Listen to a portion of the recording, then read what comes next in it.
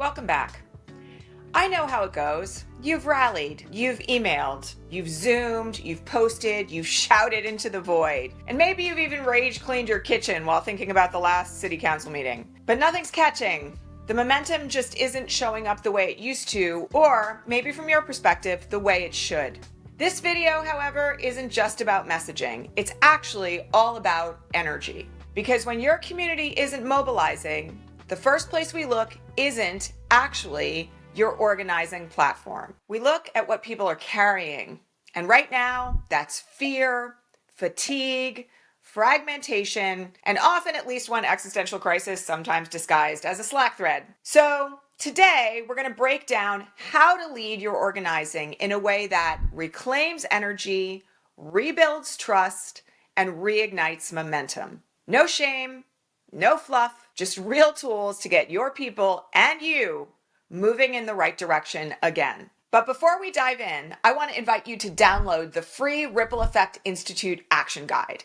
It walks you through 5 key leadership shifts, and it will make sure that you are not leading from a place that is eventually going to turn to burnout. And if you're looking for a space that actually gets the weight of what you're holding in a community of tremendous leaders walking the same path, book a course consultation with our team. It's free. We know that you weren't meant to carry this movement like it's your emotional backpack. So let's get started. Here's what we've seen again and again inside the Ripple Effect Institute. Organizers, directors, change agents doing everything right and still seeing flat energy from their organizing base. But when we take a step back, there's almost always one thing at play. Everyone is scared. Everyone's tired. And that includes, by the way, you. Yes, even you, with the color-coded Google Calendar, the 50 open tabs on your laptop, and a nervous system held together with oat milk and really good intentions. We've worked with thousands of change makers, from frontline organizers to national campaigners to people running for office.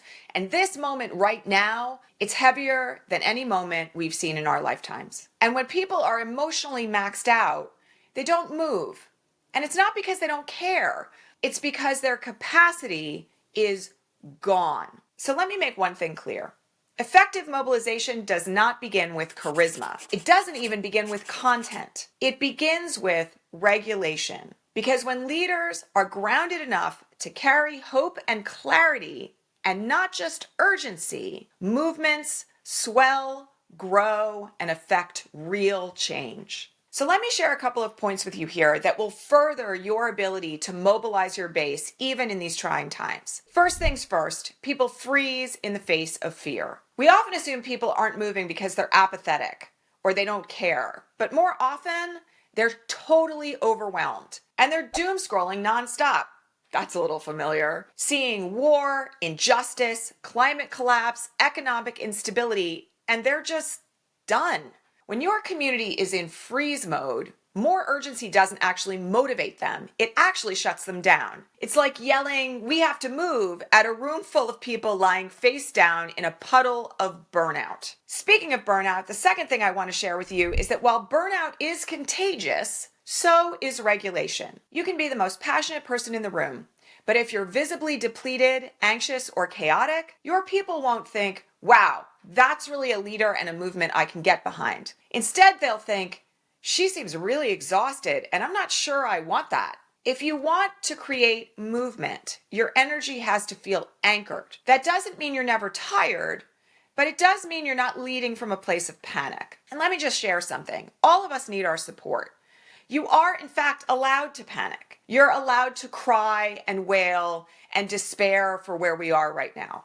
But it's really important that when you show up to lead others, you do it from a grounded and regulated place. So you can take those moments of meltdown, but you need to take them with your loved ones, with your friends, with other leaders at your level who really get it. Otherwise, your burnout, your fear becomes contagious in those that you are trying to mobilize. And that, my friends, is self-defeating. Okay, let's pause for a second here. When was the last time your leadership actually pulled people in instead of maybe pushing them away or forcing them to think about the latest, most horrible thing that's happened? Drop the moment where you know your leadership resonated with others in the comments. Or tell us what you think might be holding your people back. Let's talk about it seriously. I read the comments here. even the long ones with multiple subclauses. And I'll also tell you that everyone in our community benefits from what you have to share. So let us know. Drop us a comment below. Okay, third point that I want to make, and this one is really important.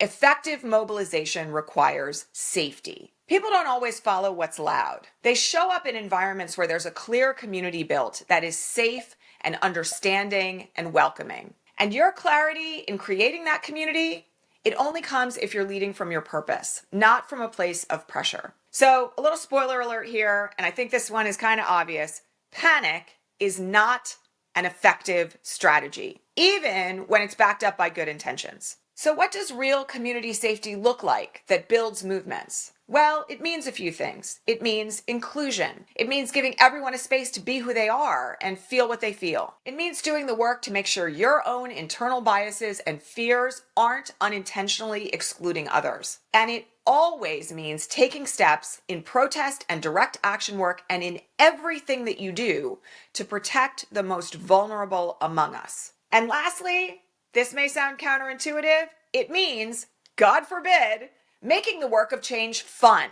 Because one of the things that pulls people into movements is actually finding a place where the work is enjoyable. So don't neglect the social importance of what you're working on.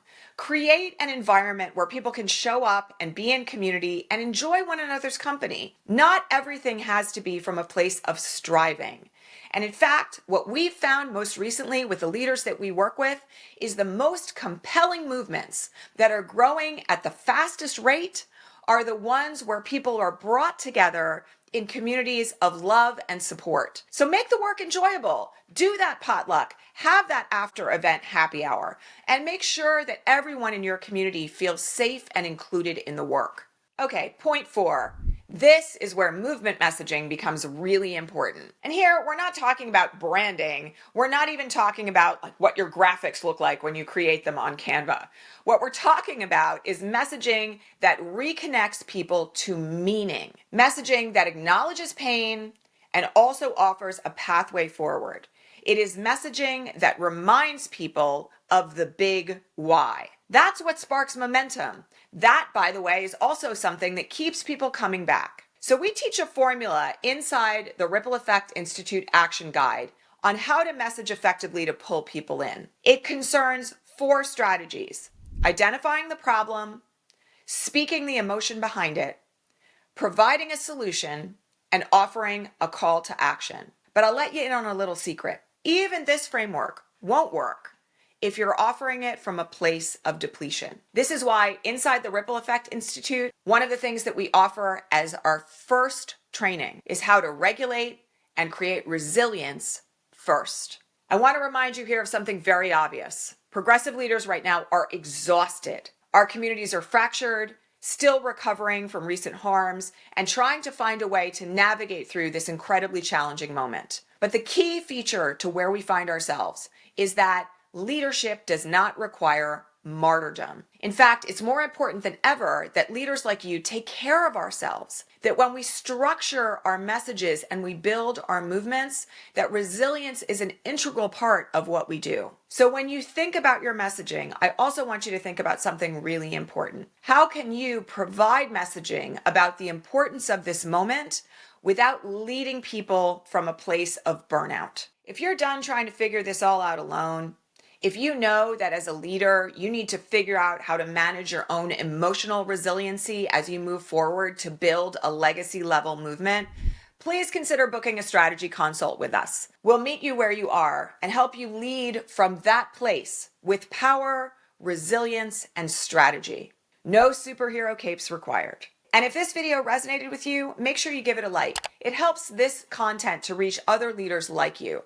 And don't forget, you can share this with a fellow organizer who's been running on fumes and coffee shop Wi-Fi. And make sure you subscribe to this channel for more grounded, strategic, human-centered leadership tools for progressive leaders trying to create real change. And up next, I want you to watch this video on how to lead for change even when the world is falling apart. That one will help you do the necessary work of getting your own nervous system under control and how to build from there. Because let's be honest, we didn't come this far to just keep treading water. We came this far to build a better future in the face of real harm that leads to a world where everyone is free. I'll see you in the next video.